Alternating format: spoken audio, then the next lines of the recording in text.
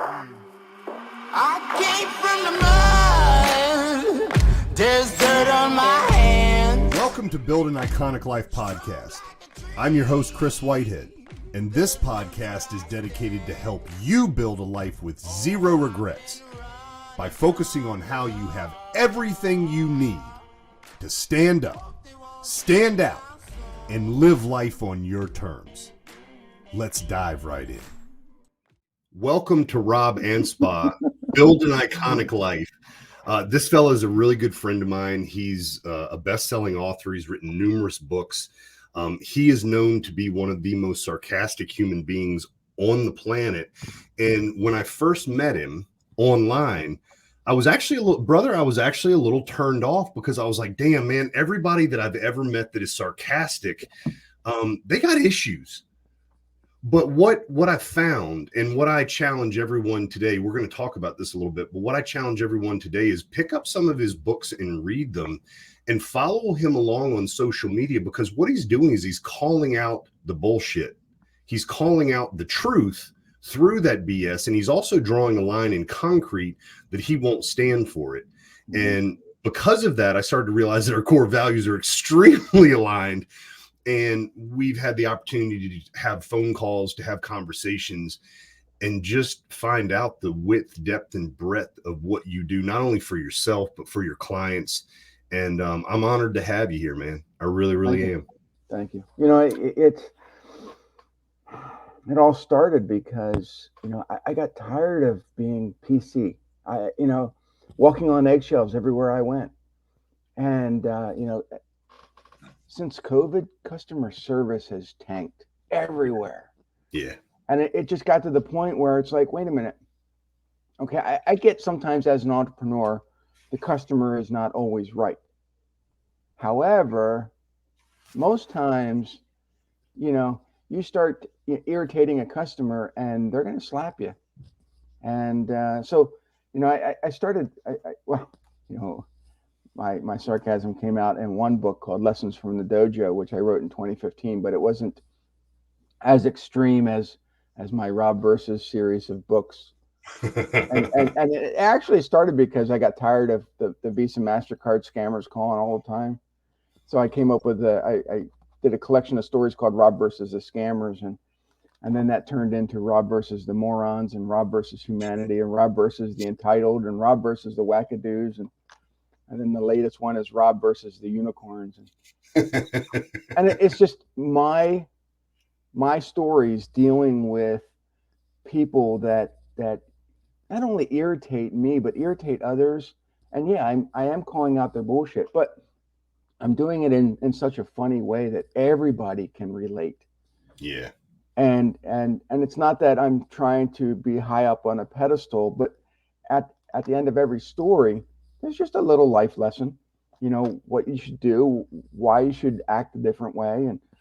And the other day I got a testimonial from a lady in the UK, and she said her husband was in the hospital and she was actually reading my latest book to him, but also out loud to the folks in the waiting room, and everybody was laughing and chuckling and to me, those are the stories I love, because my sarcastic humor is now being used to not say heal people, but at least, take away some of their discomfort for a while. I believe in it greatly, and this is probably not going to come as a surprise to you, bro, but when I was in my mid to early 20s, I started business, and I was a very serious human being, like highly focused. I was also, I was the example of the kid pushing on the pole door for the School of Gifted. Like it just maximum effort, but like not paying attention to any of the signs. And even as I got into, my relationship with Robin, she's sarcastic. She loves to laugh. And I would want to talk about this serious issue about our relationship. And I would just drive her down this road to where she was insane at the end of it. And I made it worse. And I'm like, what the hell am I doing wrong? What I realized, and this is just growing up and maturing, dude, we didn't have to talk about the problem. If I'd have just made her laugh, Right. if I'd have just changed the energy a little bit, that's what she was looking for. And as I started to investigate you more, I saw how you were dealing with these intense subjects that we all have to deal with. And at the end of the day, it comes down to, like, you're talking about core values all the time, Mm-hmm. but you're doing it in a way that's palatable. You're doing it in the way we're not beating people in the forehead while you're beating people in the forehead, which is a brilliant method. And it also is very good at polarizing you Right. from the people you don't want in your life. Yeah. And so there's business lessons in this as well, because not every customer is a good customer. And you've been in business a while. I've And been you've an been in a entrepreneur relationship. been an entrepreneur for 28 years, and yeah, I've written some great books, and a lot of my early books do sell. I appreciate people buying them, but it's the Rob versus books that really polarize. That I call it rejection marketing, because the fact is that if you don't like sarcasm, if you don't like storytelling, if you don't like being put into these situations, you're going to hate the book. You're going to hate me. We're not going to have a good relationship. But the funny thing is all those new people over the last couple of years have been reading these Rob versus books. They're like, Rob, you're so funny. I want to hire you. Here's a wheelbarrow full of money. Come on, let's go. No resistance whatsoever. So let me ask you, I know you see, especially in the younger crowd that's still copying, mimicking, trying to figure out their voice. What was it that led to you finally going, I just can't do it this way anymore, and I'm just going to be me? Because I think that's an important message. It's certainly what Iconic is all about, Yeah, I think it was gradual, because social media gave everybody a voice. Some people, we really don't ever want to hear their voice, but here we are, we're giving them that voice. And it just got to the point where it's like, okay, I can be nice and I can try to give people lessons. But then Facebook has gone, hey, no, we're gonna put you in Facebook jail for a couple years. and it just got to the point where it's like, okay, I can't be this sarcastic guy in real life, but non-sarcastic on the internet. I think people see through that, or they go to meet you in real life and go, wow, you are sarcastic. What an asshole. and that's not how they see you or perceive you on the internet. So I was like, all right, enough's enough. My real personality has to shine throughout what I do everywhere. And if they don't like it, they don't like it. The funny thing is the more sarcastic I became on the internet, the more followers I got. And I was like, okay, this is weird, because it's like totally, different than what I had planned. I had planned that if I was going to be me online, I was going to reject a lot of people, or a lot of people would reject me, and it just didn't happen. We were both raised at a time when, you go to college, you get an education, you become a cog in a wheel, you follow the system, you don't call out the, man behind the curtain at Oz. It's just Oz. And we're also, tenured enough in business, because I've been in business 25 years, to see this trend of change that really, we have kids that are 20 and a kid that's 18. Our kids are really respectful, but they'll call us out as parents, and like I would not have done that to my dad. Like, for my own safety, I would not have done that to my dad. And but the change has occurred where authenticity is becoming something of real value. And it was hard for me, man. It was really hard for me for a lot of different reasons, for my ego, for fear of losing business. And, here I have brick and mortar on one hand, I've got online on another. Do they match? And like you, I found as I just became me, all of me, the first thing that happened was I started to get the dopamine hits of people liking it. Right. But what that really led to was me not really caring anymore what people think about me. And I've definitely had the experiences of having thousands upon thousands upon thousands of people follow me. And then, because of a situation that no one knows about, they all unfollow you. And it was like they Mhm. were telling you that you were the second coming yesterday, and today, you know, it's like, hey Bob, you want to be my friend? Who are you? I don't know you. I mean, why are you talking? And so I realized that the world is fickle, but that Mhm. doesn't mean people in the world are fickle. And it means that we need to find the people that like us, believe as we do. And if there was any advice that you would give to someone, either right before this transition of becoming authentic, whatever that means, or they're in the middle of it, what are some of the lessons that you've learned that you could like impart on people?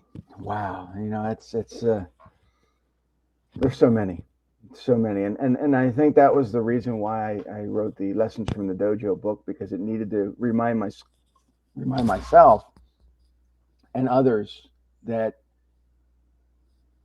we have all these life experiences, and yet nobody shares them. And it's like, you know, so I go into somebody and they'll say, hey, I'll say, you know, what was that origin story? You know, what is your origin story that made you who you are? And they have no idea. Mm-hmm. And for me, you know, and I just made this video earlier today. It was meeting Dan Kennedy. I don't know if you know Dan Kennedy. Oh yeah. He's like this godfather of direct response marketing, and I met him in 1998 in Arizona, and you know, so we're going back 25 years. And so I'm at this marketing convention. I've never been at a convention before. I've never been to Arizona before, and I don't know anybody. But during the break, you know, we're all sitting around eating a snack and drinking, and I see this, you know, elderly, older gentleman.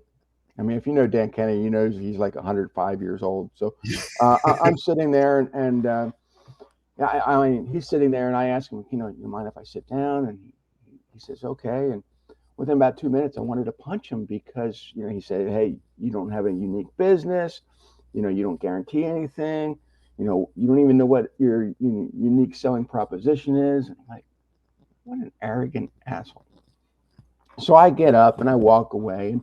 And then they, you know, invite everybody into the seminar, the convention room to start up again. And they introduce, you know, this guy. Hey, everybody stand up and welcome Dan Kennedy to the stage. And I'm watching this old guy walk up the stage and going, oh shit. Yeah, but here's the thing is this old curmudgeon gets up there. He has these microfilms with the overhead projector, and I'm thinking, good God, at least get into this new technology, this century. I mean, don't you know what a laptop is? And I'm like, really, do I want to sit here and listen to this guy? But I did, and he told these amazing stories about, you know, marketing and how to go from being an unwelcome pest to a welcome guest. And I thought, wow, you know, that really resonates with me because everybody thinks I'm this asshole anyway. So I need to find out how I can be this welcome guest. And so I started studying everything I could about Dan Kennedy and reading his books. And, you know, fast forward now 25 years, and I become Dan Kennedy. You know, all these books I've written and produced, and, you know, people think, man, you're just a curmudgeon. And it's the persona that I have on the internet now, because I'm this sarcastic guy that teaches these life lessons. And had I not met Dan Kennedy 25 years ago, I probably wouldn't be on this journey I am now. So, You know, it's so cool. Your Dan Kennedy was my Brian Tracy. oh, I have a Brian Tracy story too. You want to hear it? Yeah, absolutely. Let's go. So 2 years after I was at that seminar, I was at another seminar in Arizona, and I had a rental car, and the guy putting on the seminar says, "Hey Rob, I know you have a rental car. Can you go pick up Brian Tracy at the airport?" Like, yeah, okay. So I drive from the convention center over to the airport, and I find Brian Tracy. And as we're, you know, leaving the area where he gets, you know, off-boarded on the airplane, and we're walking back to the garage, I couldn't remember the color of my rental car. I couldn't remember where I parked the damn thing. Um, everything just went blank.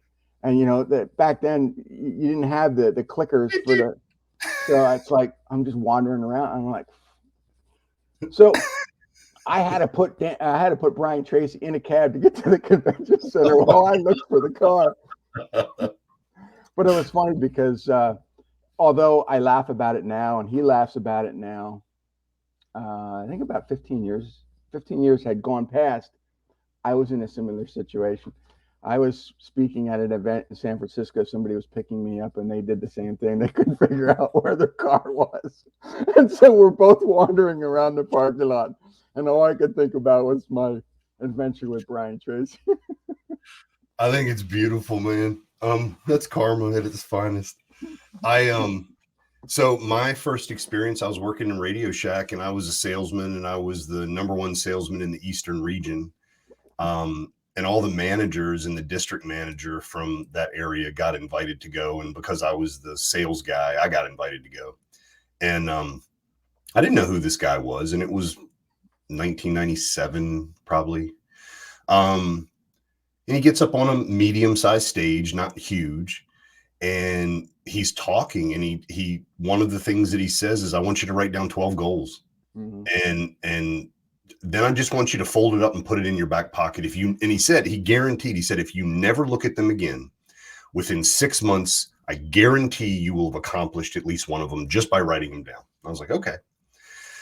So I'm like, dude, I'm 23 years old.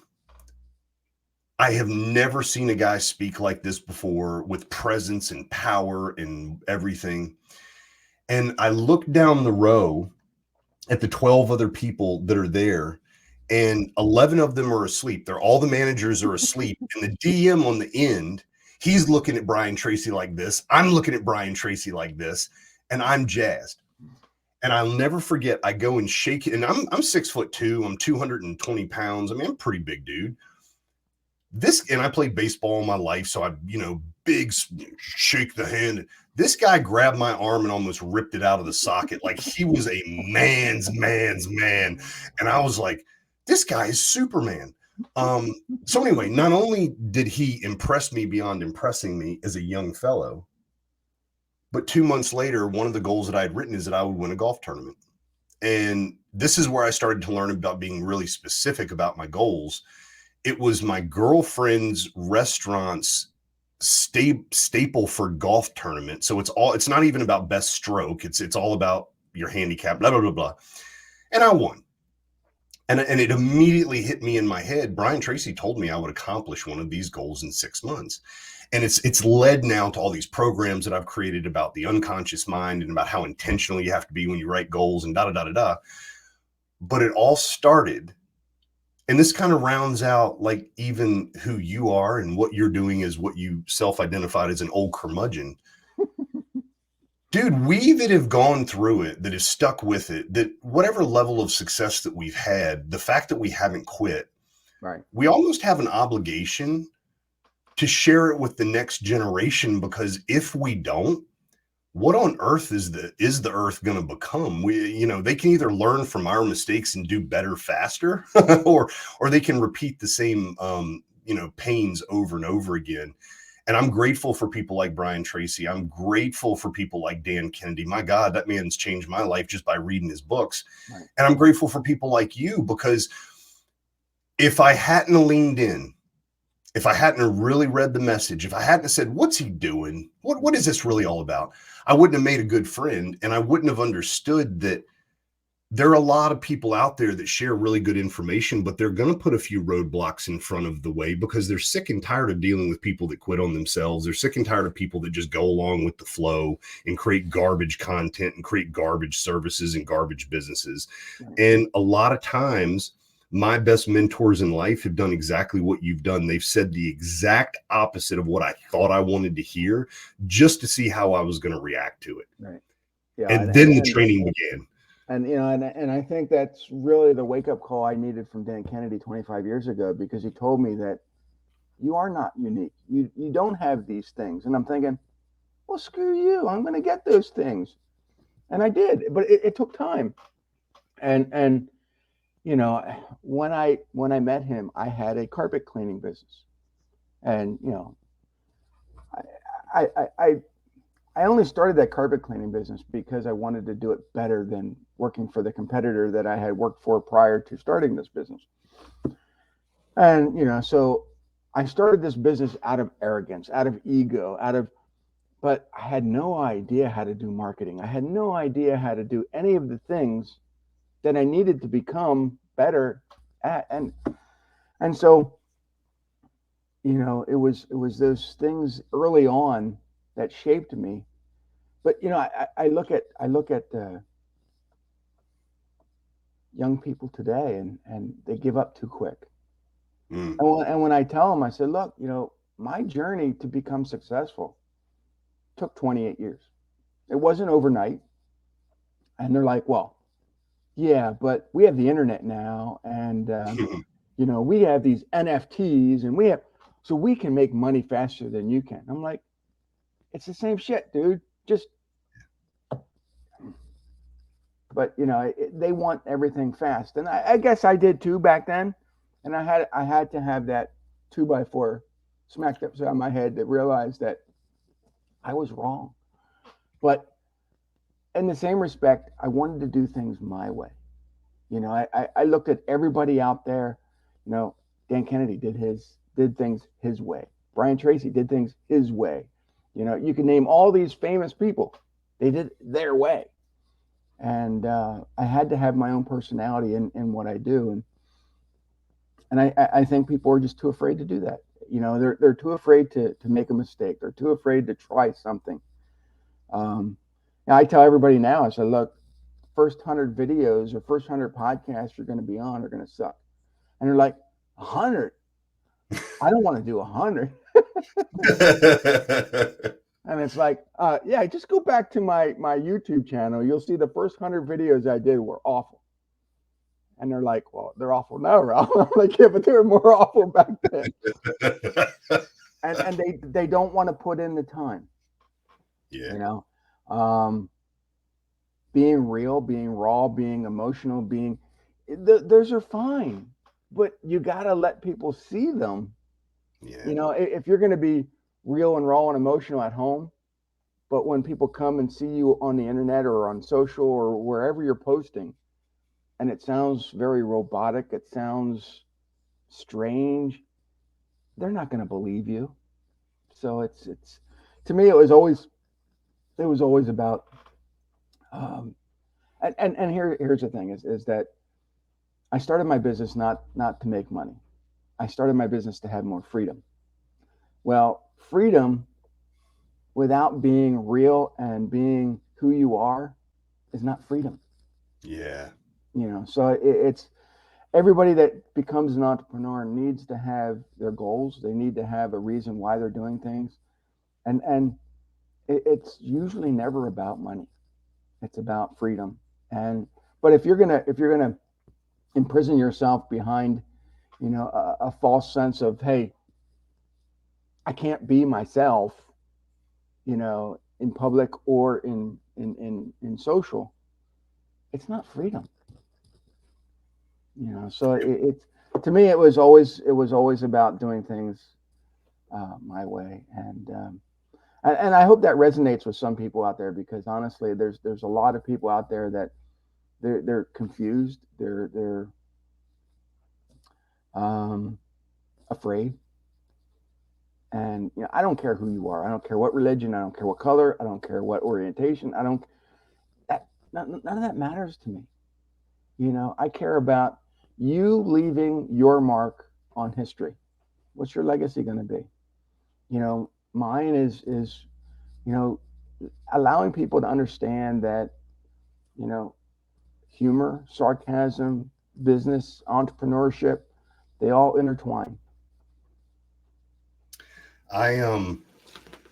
Yesterday I sold so I own a few businesses, and Just one a of them, few, huh? yeah, Just a few. one's a remodeling company, and I sold a $340,000 to $400,000 design agreement for an addition we're going to build, right? Mhm. And they're from out of town. They're moving to New England. They live in Maryland right now. And one of the reasons they chose me, they said, was because I was willing to offer them to meet some other tradespeople. Mhm. And the other companies, and there are only 3 or 4 of us that are high level around here. They're very much corporate, and they keep everything behind the veil, and Mhm. they want to do it their way. The company does. And I just said, no, I get it. I moved here 14 years ago and I didn't know anyone. If you need a tradesperson, I'll at least share them with you. You don't have to pay me to Right. meet them. Well, that was one of the reasons they chose me, right? Well, I introduced him to a Mason yesterday in a 3-way text. And then in the 2-way text between the man and his wife and me, he sent me these dimensions of his fireplace. And I'm like, I have no idea what that means. And he goes, oops, this was meant for the Mason. And the whole reason I tell you this story is I literally sent the guy a fist bump emoji. Now, 10 years ago, I would have pooped my pants if I accidentally sent somebody a fist emoji that said they're willing to give me $400,000. Right. But here's the deal. I am who I am. You chose me because of my personality, my nature, how I do business, blah, blah, blah. And guess what? Fist emojis come with that. Mhm. And if you're not okay with that, if that doesn't fit under the corporate, go choose somebody else. I don't give an F anymore. I've been in Right. business a long time.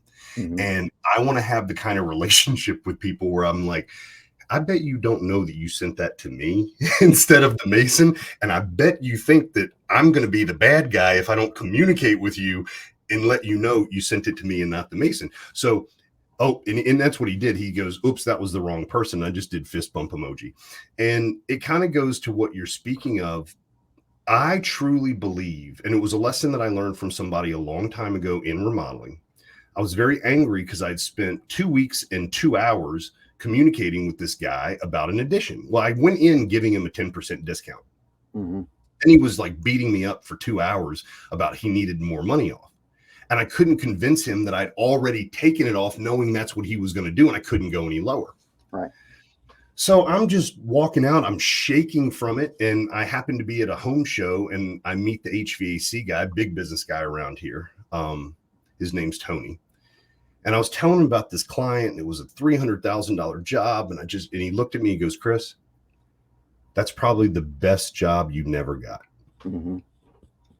If that's how it started out, what do you think was going to happen? And it was just a wake-up call of starting to live in abundance. We got 8 billion people on this dot, man. Yeah. We can find our few hundred to make our lives function with money. And here's the cool thing.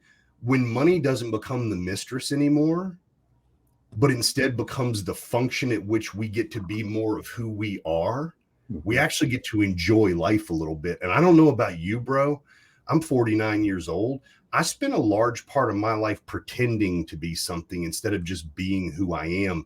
I don't want to invest any more time, whether I'm here one more minute or one more century.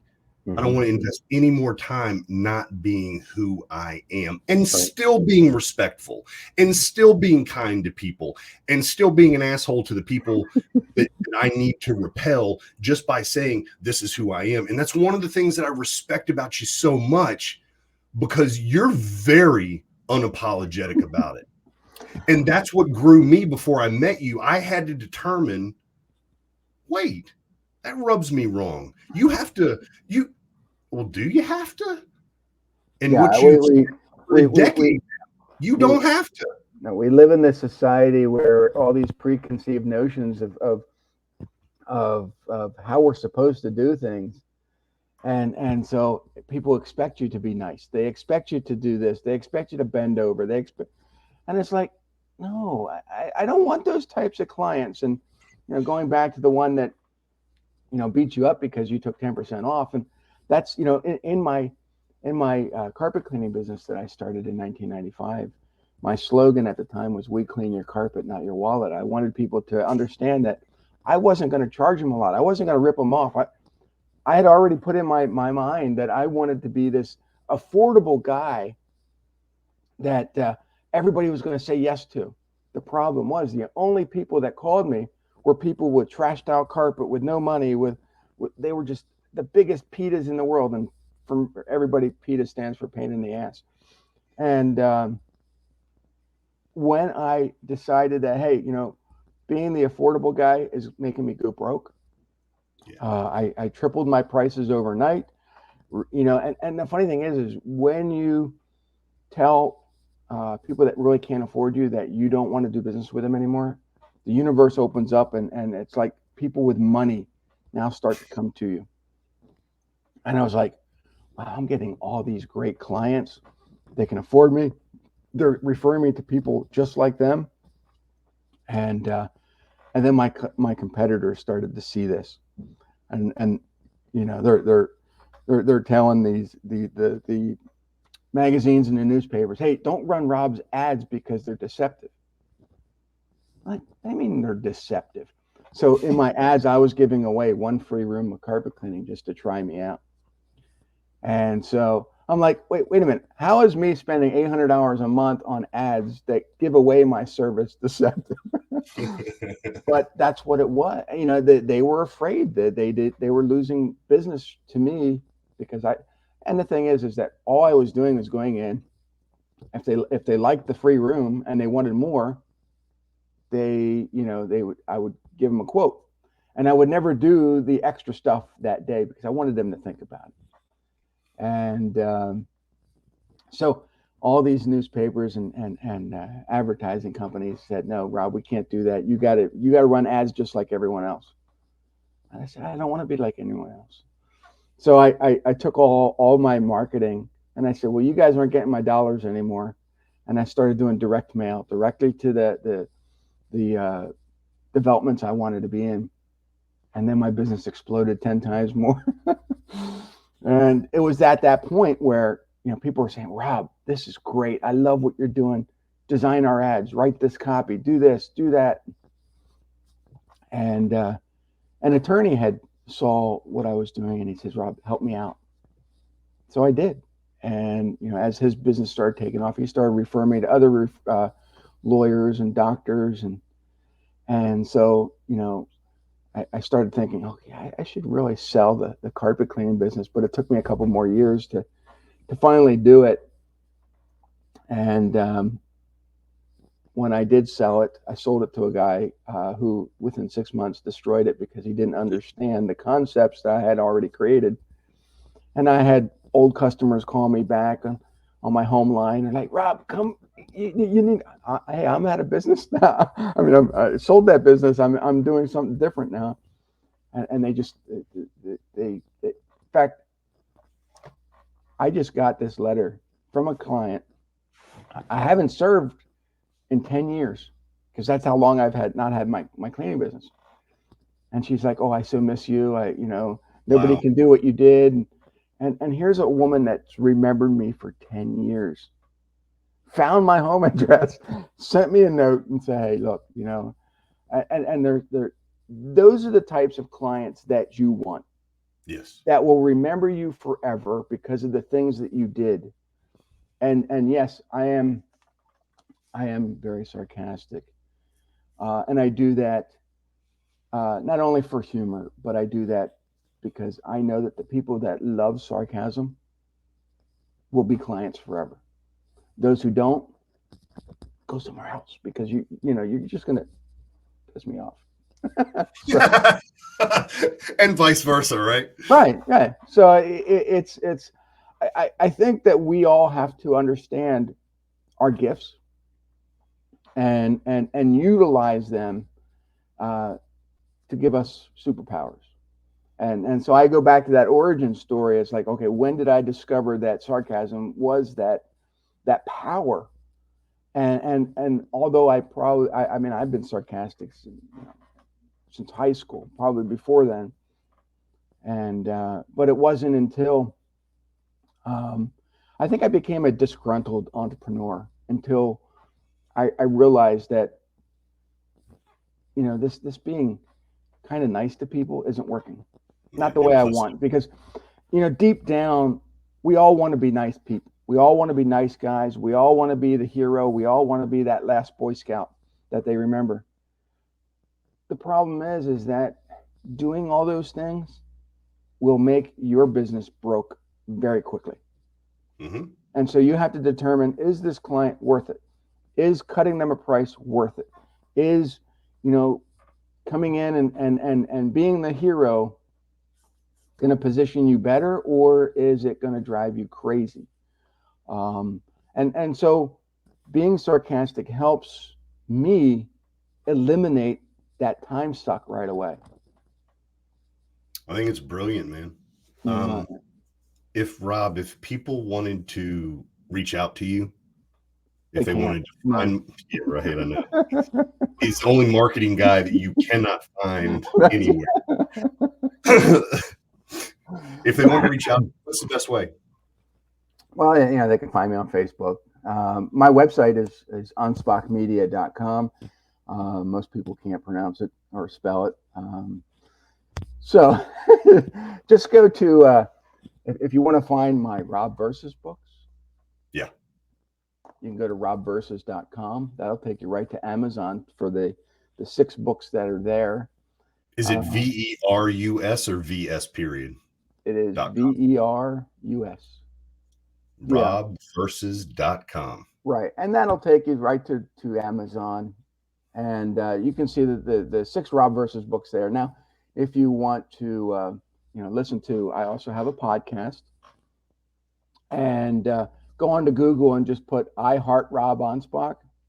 And that'll take you right to the iHeart station, which you can find my eHeroes podcast, or just type in eHeroes and they can learn about all kinds of stuff. I mean, I think I have 200 and some episodes up, and getting close to the 250 episodes soon. And that was one of those things. If we can talk about podcasts, because we're on one. Sure. I had written I had co-authored a book called Power Guesting back in 2017. And this was about, a couple years before I even had my own podcast. And people are like, well, Rob, you wrote a book on podcasting, but you don't even have a podcast. Okay. So I had to start a podcast. So, that's awesome, man. But, I've been doing the podcast for 5 years now. And again, the first 100 episodes, although the guests were amazing, it sometimes it takes that long to build up a stride, to get comfortable, to feel what's the word I want to say, that you feel like, hey, this feel is in control, right? And I still have a couple guests that come in and kind of trip me up, and it's not that I got tripped up on purpose. It's just I kind of nerded out on who they are and what they did, and I was like, wow, this is incredible. I'm actually interviewing this person. Yeah. And so I kind of get that when I go into these interviews, I don't have questions. I don't have a long paper that says, hey, these are subjects I'm going to cover, because then I have to figure out how I'm going to bounce from one subject to the next, and it just feels robotic. Having this brilliant conversation that we're having brings out stories, brings out raw emotion, brings out all kinds of things that the audience can say, I can relate to that, or that resonates with me, or Rob is an asshole. But it all works. It's the biggest thing that I learned. So, just like you, I speak on stages a lot, and I get a lot of people saying that I do well. And they ask me, how do I do it? And I go, you're going to laugh at this, but I often don't know what I'm going to talk about literally until I stand up on stage, even if I'm up there for an hour. And I said, I gave myself a challenge a few years ago to go away from PowerPoint presentations, to go away from note cards in my hand, and just start trusting in the process. And this podcast, similar to yours, is the same thing. Like, dude, you and I just started talking. I just hit the record button and we went. I don't have an agenda, except for one thing. I've got some badass friends. I want people to hear from them because they've changed my life. Well, this is no different than any conversation you and I have ever had, literally, since we've started talking. Mm-hmm. I think more of that needs to be in the world of not the robotic stuff, but just showing people, relating to people, because in it, success leaves those clues, man. Right. And dude, like I said, I didn't know about Brian Tracy until Radio Shack gave me the opportunity to go there. Right. Thank God. Here's the thing is that we all talk about, this phenomenon called getting struck by lightning. And we think that's like a 1 in a million opportunity. We as entrepreneurs need to realize that these occasions where we meet people, where we like Brian Tracy or Dan Kennedy, those are opportunities where you got struck by lightning. How are you going to take that opportunity further? I went to a seminar back in Atlanta a couple months ago, and they were talking about this lawyer who answered his phone at 3:00 in the morning. And if you know most lawyers, they're on bankers' hours. They only answer calls from 8 to 5. That's it. Don't call me anytime after. This person answered the phone at 3:00 in the morning and decided, for some unknown reason, they were pulled to go get in their car, go to the hospital, talk to this patient. That person then, after winning the settlement of millions of dollars, took that opportunity, and instead of retiring with all this money or doing that, he took that money, reinvested in his company, and did the same thing over and over and over again. Now he's like one of the largest law firms in America. That was his being struck by lightning, and he learned to be struck by lightning over and over and over again. Most entrepreneurs, they're like, well, I don't know how to deal with opportunity, or they don't open their eyes to that opportunity. And every day I look at things going, okay, yeah, that could work. Let's try that. And what do you have to lose? Me being sarcastic changed the way I do business. Me writing one book turned into 36 of them in 10 years. I have a podcast. Yeah, it was a slow start, and I didn't know what I was doing. But 250 episodes later, if I can do it, anybody can do it. And I think that's what Chris and I are trying to tell everybody, is like, everybody has an opportunity to make money in this world, but you got to do it on your terms. You got to be everywhere. You got to have a mindset. You got to take action. And yeah. It really comes back down to, this is what I respect about you so much, and it's what I think is iconic about you. My experience in the past is sarcastic people are extremely judgmental. Oh, we are. In fact, you are, but that doesn't discredit that core values can still be aligned. Well, is it the sarcastic people are judgmental, or is it the people that are hearing sarcasm for the first time being judgmental because they don't believe that we're being honest with them? That was what I learned, is that how you're using it. It's almost like a comedian. I believe comedians are the prophets of today. Mm-hmm. They're often pushing the envelope. They're often saying the things that most people are thinking about but would dare never say. Are you willing to sit in the pocket long enough to listen to see if there's genius in it? Thank God, I leaned in instead of leaned out, because you've become a good friend to me. And you do teach the same things that I teach from a different perspective. And that makes the world a much more beautiful place, instead of one where everything's the same. And you're right. I'm sitting here the whole time going, yeah, I did become an entrepreneur for freedom. The money was never really the thing. I didn't consider that. It was just, let's make enough so that I can do life on my terms. Mm-hmm. But the truth is what drove me to want that freedom was, I didn't want to be a brick in the wall. Right. I didn't want to be a cog in the machine. I didn't want to look down, look out for the next 40, 50 years of my life and go, is that all this is going to be? And it's not been easy.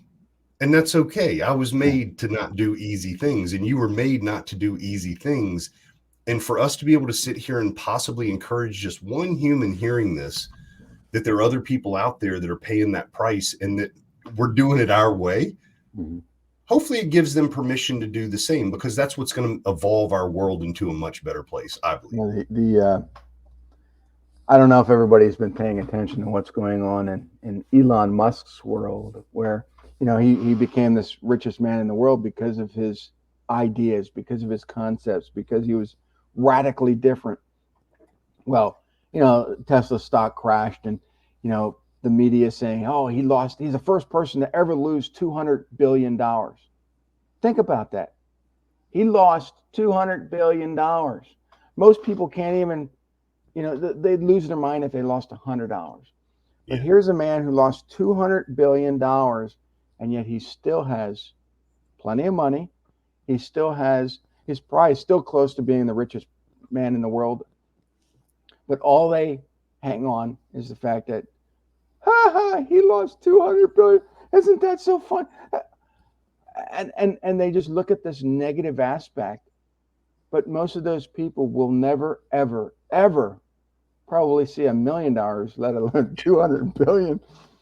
So we as entrepreneurs have to face this reality that we're always going to be nitpicked to death about the things we do. So we might as well just do them anyway.